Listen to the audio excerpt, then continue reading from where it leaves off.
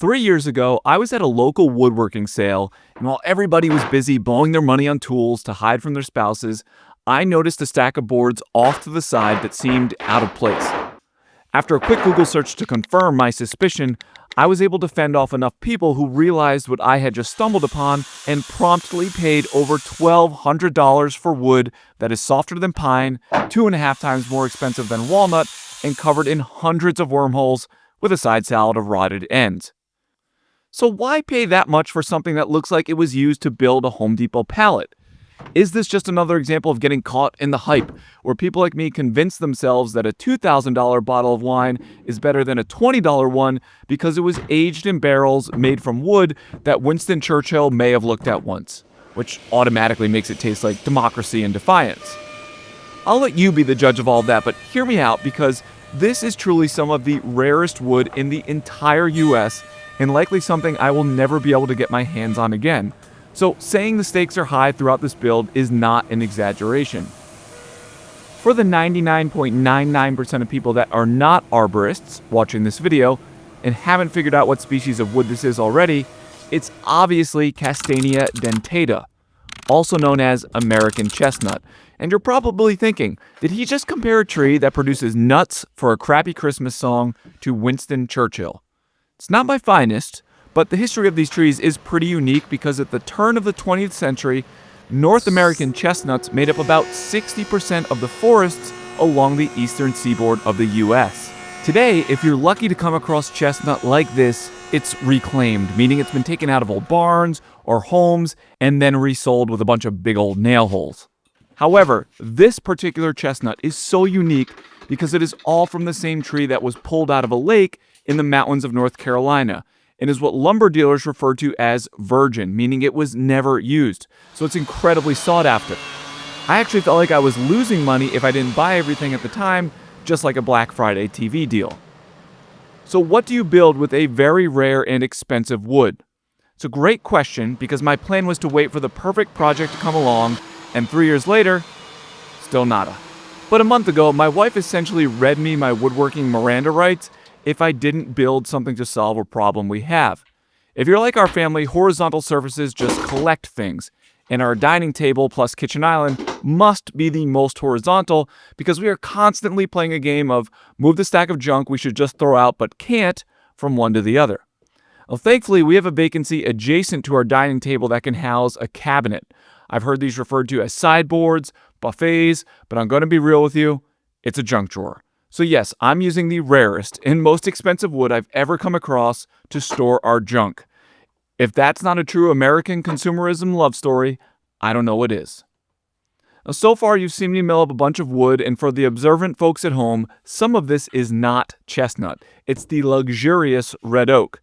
I'll explain why this entered into the equation shortly, but after getting everything nice and flat over the course of multiple milling sessions, I've glued red oak pieces together for the top, bottom, sides, and dividers for our sideboard, or junk board. Let's go with junk board. Now, this process is technically the easiest part of the build, and in the least shocking news possible, we're already off the rails. Alright, I am constantly amazed at the new ways I find to mess things up while I'm building projects. I will say, this is a first for me, but I just took this panel out of the clamps, and this glue joint here isn't even remotely closed. I don't know if I forgot to tighten the clamps, or if the clamps came loose, or if I'm just bad at woodworking. It's likely a combination of all three. Thankfully, this panel is wider than it needs to be, which is always a good trick. I'm just gonna rip it down the glue line, re-glue it back together. We'll pretend like this didn't happen, even though it's all documented for you to see. You might be saying to yourself, hey, why isn't that dummy just building the box out of red oak plywood? And then he wouldn't need to spend 2.5 days milling wood and making panels that don't stay glued together. And it's a fair question, and one I pondered multiple times during this build because they both have their pros and cons. However, this is my thought process. Using plywood comes with two very important caveats. Number one, due to the thin veneer, plywood is much less forgiving when you make mistakes, which I am very proficient at. Number two, and most importantly, plywood tends to limit the ways you can connect two boards together.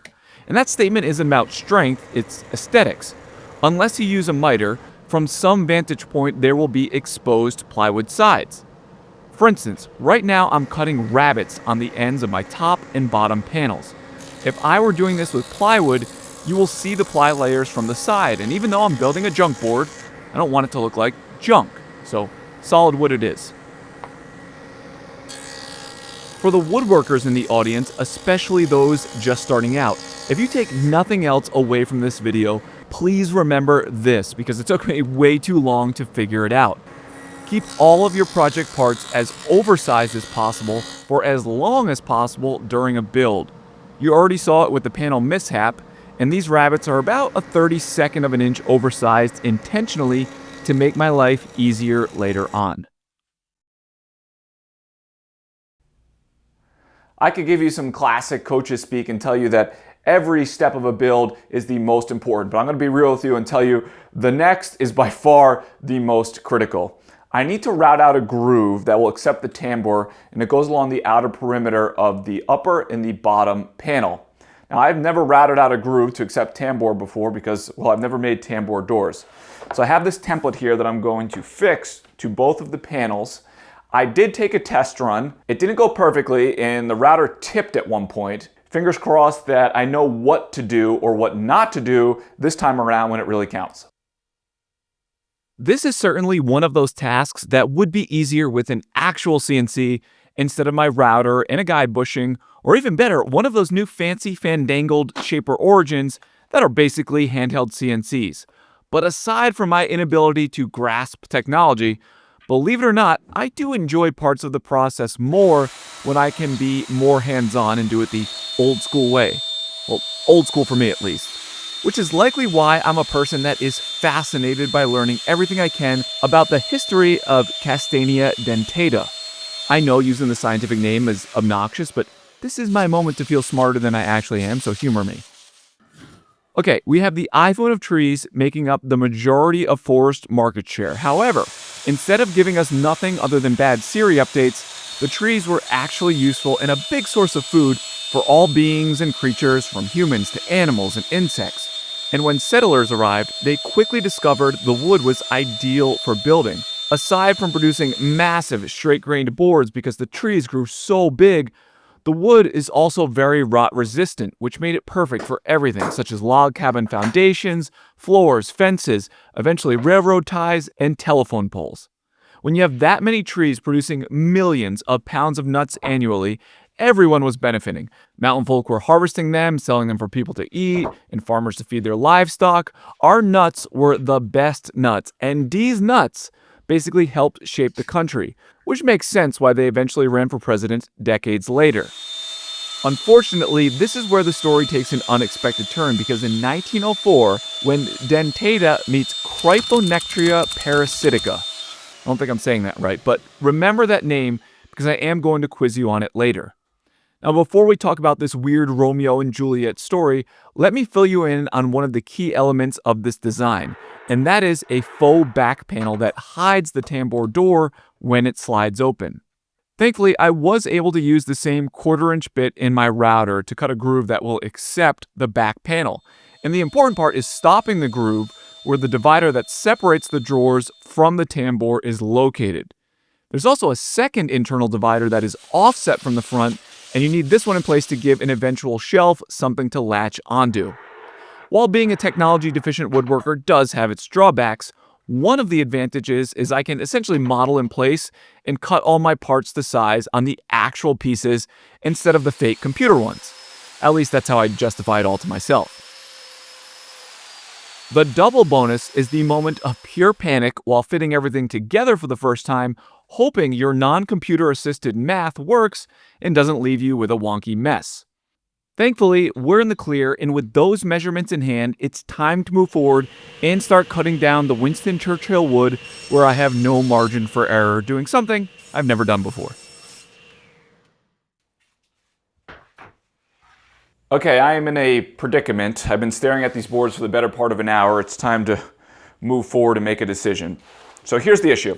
All these boards are going to be the front for the tambour section. There's just a lot more variation in these boards than I had imagined. I think it might just look really funky going from one board to the next along the front of this piece. So I have three options. Option one is instead of cutting along the face, I would cut along the edge, meaning all of these edges would become the front of the tambour slats. The cool thing is everything would then be quarter or rift sawn, which would look really nice.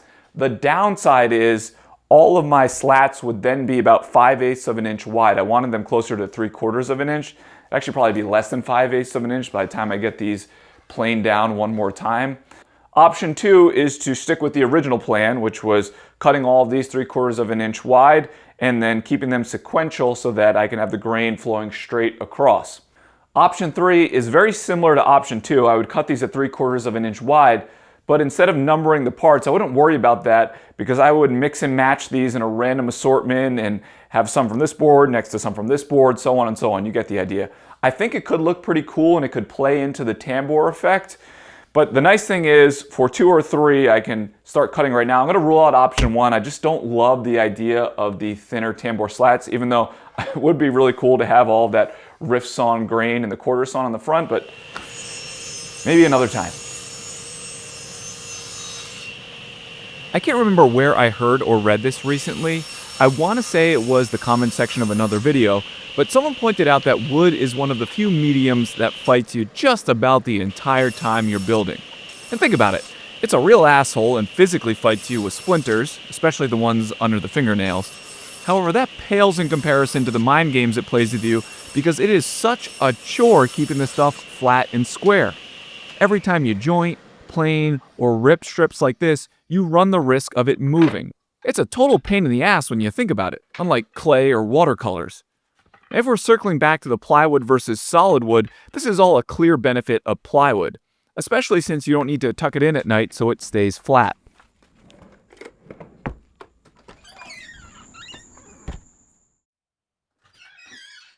My original plan was to build the base that I'm about to start on out of red oak, and then everything else would be chestnut. But everything else out of chestnut ran into 2 main problems. The first, I would essentially have no margin for error with the chestnut, and even then it would be stretching it. The second issue was where this was going in our house. Like every basic millennial, we have beigeish gray walls with light oak looking floors. And all that chestnut plus all that beige equals no contrast or chance of me landing my future HGTV show. Let's reverse DeLorean this and head back to 1904 at the Bronx Zoo of all places, when a forester noticed something odd on the trees. Pop quiz time. Do you remember that other name that I gave you? I'm actually going to try and remember it myself without looking back. Cryphondria? Cryphofolia? No, that's definitely not right. I could go on for hours doing this. Let me look. Okay. Cryphonectria parasitica, which is a fungus that came to be known as chestnut blight. And if you're wondering where it came from, they're able to trace this back to Asian chestnut trees that were imported into the US. The Forestry Commission did their best to prevent the blight from spreading, even cutting down hundreds of thousands of trees, thinking if they could create a barrier between the infected trees and the healthy ones, it could stop the spread, which makes sense. Unfortunately, come to find out, the blight is spread through wind, rain, and even animals. 50 years later, the blight had made its way down the entire East Coast and infected every healthy chestnut tree in its path, effectively killing them. Now, there is a lot more to this story, and you're probably wondering where we get the chestnuts to roast on an open fire today, and what about the chestnut tree that you might have in your yard? And it's all fair questions with interesting answers. However, let me answer your questions I can feel appearing in the comments right now about this base first. For a nicer piece of furniture like this, I do think it's important not to neglect the legs. These have a curved double taper, which you saw me cutting on the bandsaw with the assist of a template to repeat the curve. The extra 2 legs are not because this is going to be a spider. If spiders even have 6 legs, maybe they have 8. But nonetheless, they're simply there in case something gets messed up. You always gotta have a backup plan. The real magic with double tapers is, ironically, taping the first cut back onto the workpiece and then recutting. Other than that, it's a process that looks way more complicated than it actually is, and you end up spending the majority of the time refining the shapes with sanding and card scrapers. I know, not the most glamorous thing in the world, but the end result is cool. I prefer to make the legs first and then focus on the aprons and stretchers because their lengths are purely dictated by the size of the legs. This is definitely one of those moments that beginners would overcomplicate the math when in reality, no math is needed. Stay with me here. I simply measure the length and width of my bottom and top panel. Then, instead of subtracting my leg thickness from that, I just place the legs next to the stop block and bada bing, bada boom, everything will fit perfectly. Now, I've been beating this drum for years on my channel, but there isn't a lot of skill in using power tools. What separates a beginner from a moderate noob like myself is I go out of my way to remove variables and human error. All of that being said, I still have incredibly stupid moments, like nearly getting impaled by this sharp piece of plastic because I forgot to close the gap in my fence after moving it. Now, this is an aftermarket dust chute sold by my friend Travis at Shop Nation, and this had all the makings of a serious injury lawsuit. Now, obviously, I'd never sue my friend Travis over this. I'd sue his company instead. It's worth way more. I'm coming full circle on the same point I made earlier, and that is remember to keep everything oversized. That same concept applies to the legs. Those tops were much longer than they needed to be, and their final height is dependent on the stretchers and aprons, so now is the appropriate time to trim them down. I decided to glue the base together in one shot using a thickened epoxy because it has a super long open time. We're talking hours instead of minutes, so I don't need to rush. Hell, I could go for a bike ride mid-glue up on my XP4 from Lectric, and it is exceptionally fun to ride. Through some sort of voodoo engineering, they were able to design these bikes so they fold, which is awesome for storing or putting them in the back of a car. I've had a couple of these bikes for about 4 months, and boy, oh boy, are they fun. We even took them down to the beach with us this summer. Although some cranky old lady did yell at me for having too much fun. Imagine that, too much fun. That's not possible. It's like being too healthy. Now, the XP4 can go over 85 miles on a single charge, which is absolutely wild. It has 5 modes: Eco, Tour, Sport, Sport Plus, and Turbo, which if you're a speed junkie like me, this bike can go up to 28 miles an hour without even having to pedal. And no, I'm not going 28 here. Don't panic. One of my wife's favorite features, because she is vertically challenged, is the step-through design, which helps her feel much safer. Also, they added a turn signal on this XP4. Nice touch. Now, despite all those features, it took me less than 5 minutes from unboxing to riding. Plus, electric e-bikes are affordable. They're one of the few companies that make high-quality e-bikes with hydraulic brakes for under $1,000. If you want to check out electric e-bikes, click the link in my description or scan the QR code on screen. And here's a bonus. Add a bike cover to your order and get it completely free with code Lincoln at checkout. And a huge thanks to Lectric for sponsoring this video. Remember those 2 tambour options I mentioned earlier? Continuous grain versus random? Well, the wood had other plans. After a few days of resting, about 10% of my slats decided to go rogue and warp themselves into bullshit bananas. Classic wood move. So continuous grain was off the table, which meant going with option C, random assortment. And honestly, even if all the slats had stayed perfect, I do think this was the right call anyway, but you let me know what you think at the end. I do always love feedback, as long as it agrees with me. Speaking of, my wife gave me complete creative freedom on this project. Now, I decided to test just how much freedom I actually had, so I showed her 2 different finish options. The left one would take 80% less time and effort, plus I could apply it after assembly instead of before, which is a major headache. Then something miraculous happened, or maybe the universe was testing me because she looked at both options and said, "I don't care." 3 words I'd never heard her string together before. Ever. So you're probably thinking I went with the one on the left. Funny story, I'm a glutton for punishment and went for the more time-consuming and difficult to apply because when I looked at them side by side, I just preferred the water-based sample. It leaves the wood looking more raw and natural, and my hunch is that it will contrast better against my luxurious red oak. One of the benefits of this finish is it dries fast. An hour later, I can finally convince these 57 wooden introverts to hold hands and work together, forming one glorious piece of tambour. As I've said a couple times, I've never made tambour before, My only experience is like everyone else growing up in the late 80s and 90s with an ugly roll-top desk that, ironically, never got rolled. It just sat in the corner collecting dust. But I guess in true millennial fashion, anything that was old and useless is cool again. Any smart person would do a test run before attempting this for the first time on a high-stakes project. I'm not smart, but I'm not dumb either, so I binged every tambour YouTube video I could find. The key lesson: build a jig that keeps everything flat and square during assembly. The jig was square when I made it. I have checked these back corners for square, and they are pretty bang on. But I don't know, I'm nervous. I gotta be honest, this is typically where I would mess something up and say, yeah, it's close enough. But I don't think you can be close enough on this. I think you have to be 90 degrees or else it's not going to function correctly. None of the panels really needed to be tapped down. They were pretty flat. I guess I just have to do it. You know, there's this moment in any hobby where you hit a crossroads. You can keep playing it safe, building the same projects with the same techniques that you've mastered, or you can say, F it, and dive headfirst into something that might go spectacularly wrong. I'm at that crossroads right now at this tambour. Yes, any smart person would have built the test piece first, but here's the thing. I've been woodworking long enough to know that calculated risks are how you actually get better. It's like parallel parking on a busy street. You can circle the block 17 times looking for a bigger spot, but eventually you have to commit to the squeeze and hope you don't take out someone's bumper and end up going viral on TikTok.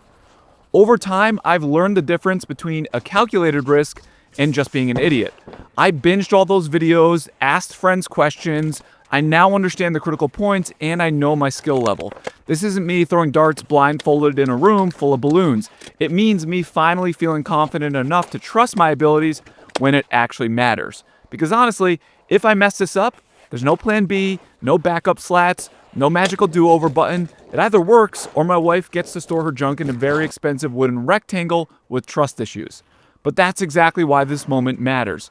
Real growth only happens when failure means failing, and failing horribly, like ending up on the Coldplay concert Kiss Cam bad. Maybe not that catastrophic, but you get the point. Oh my god, I did it! I have made tambour! With an extinct tree! Woo! Hold on. I'm willing to inhale the contact cement for this. Oh wow, maybe not. Ooh, that's bad. This is cool. I've seen people where they roll it like this. I feel like this is my moment to roll it. Ha! Look at that. Oh, that's cool. Ah, victory. Okay, I gotta open some doors and put this back on. Oh, I'm gonna pass out. Oh my god.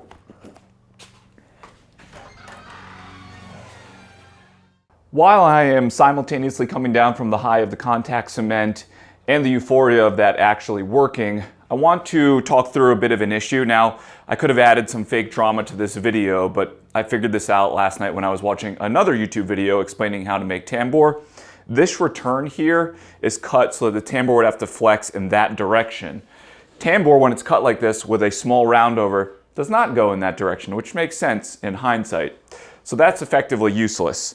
What I could do is route out a bunch here and make this straight. It's kind of barbaric. Instead, I'll cut a straight return right here, which is normal, and then I'll patch that afterwards and make it removable if I ever need to take out the tambour.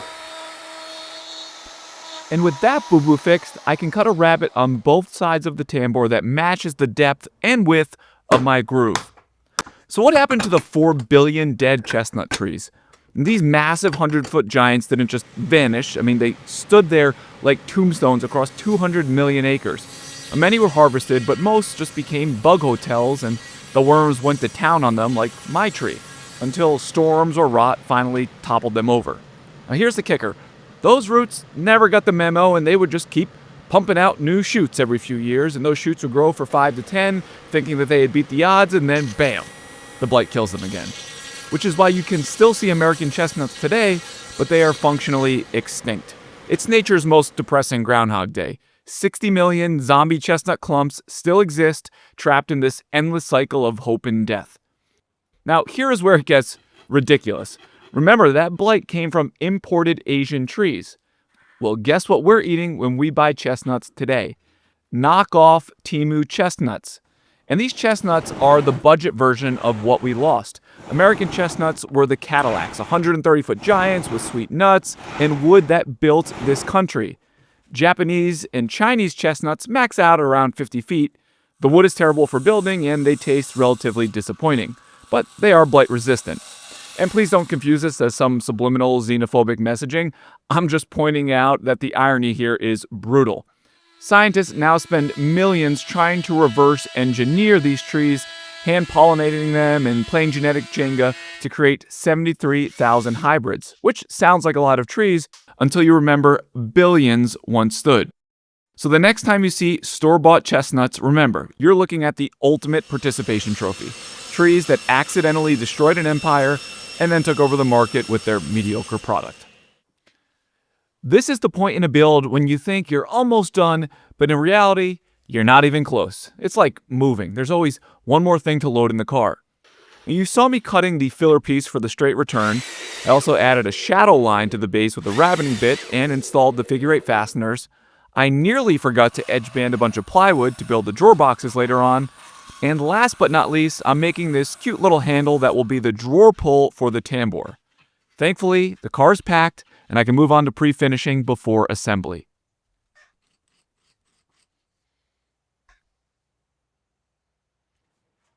I'd consider myself pretty average at general woodworking, the planning, building, and execution, but finishing, I'm giving myself a much higher grade, and I think you'll be impressed shortly. Most beginners wait until everything's assembled to apply finish, and sometimes that works, but when you're dealing with a piece like this with a bunch of inside corners, you're just asking for a disaster. And that doesn't mean I'm finishing everything now. Certain parts still get done after assembly.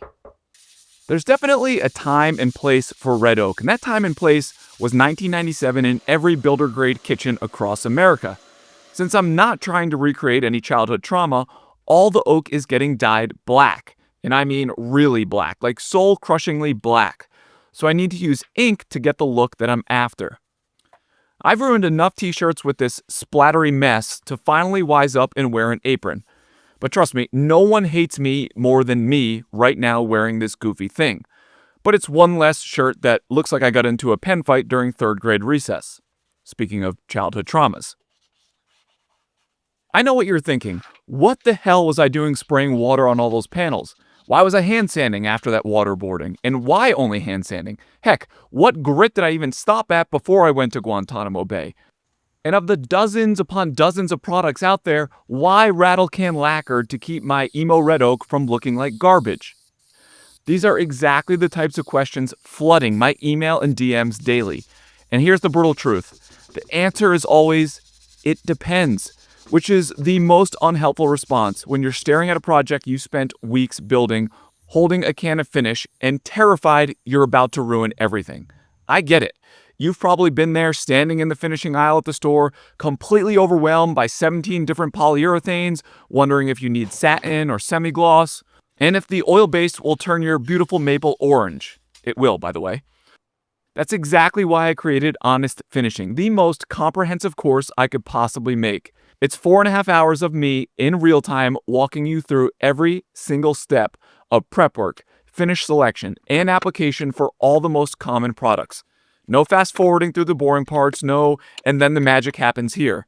This course has helped hundreds of people go from being genuinely afraid to touch their projects with finish to getting professional looking results that actually match their vision. Because your projects deserve better than crossed fingers and a prayer. There's a QR code on screen and a link in the description if you want to check it out, and thanks in advance.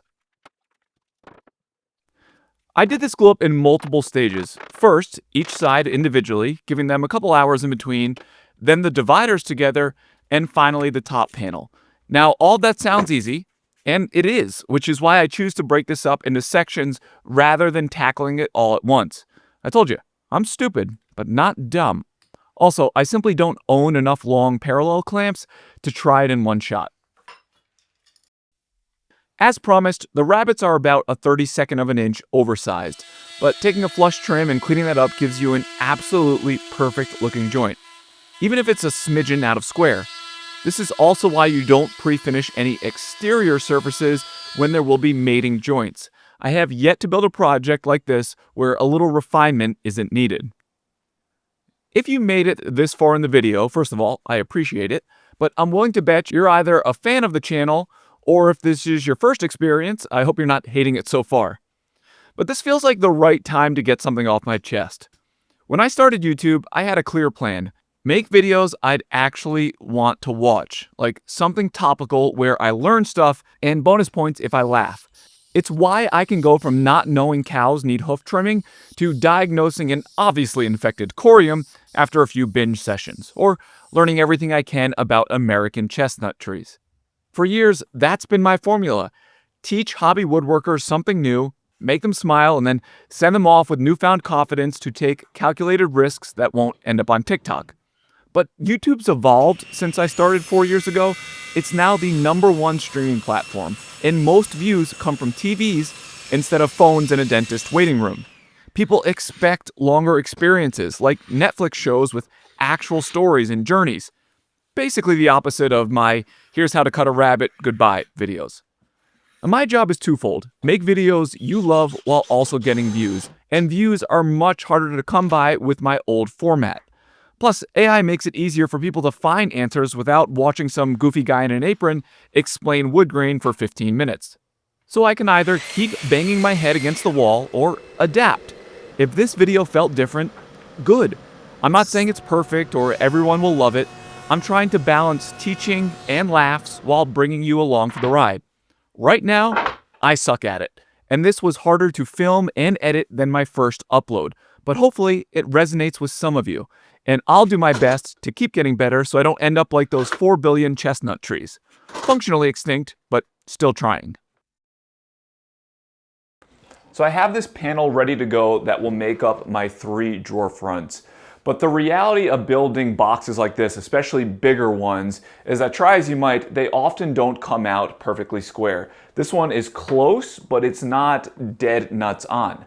And that's problematic with inset drawers like these because you're going to have an inconsistent reveal all the way around, and the human eye is really good at picking up on that. The good news is it's a reasonably easy fix if you know this trick. So I start by measuring my opening, then subtract 1/8 of an inch from both the height and width. And when I cut the panel to those dimensions, it gives me a 1/16 of an inch reveal all around. But that's not the reveal I want. So with the panel trimmed down, I find the most square corner, which happens to be the bottom right, and smush the panel over until it touches the right side. And then next, I take a 1/16 of an inch shim and scribe marks on the right side corners and bottom ends. We're ignoring the top and left for right now. But by adding that 1/16 of an inch shim to my panel that's already a 1/16 of an inch smaller than the opening, I'll get a perfect 1/8 inch reveal when I line up those marks and cut the width on the crosscut sled and the length of the panel on my track saw.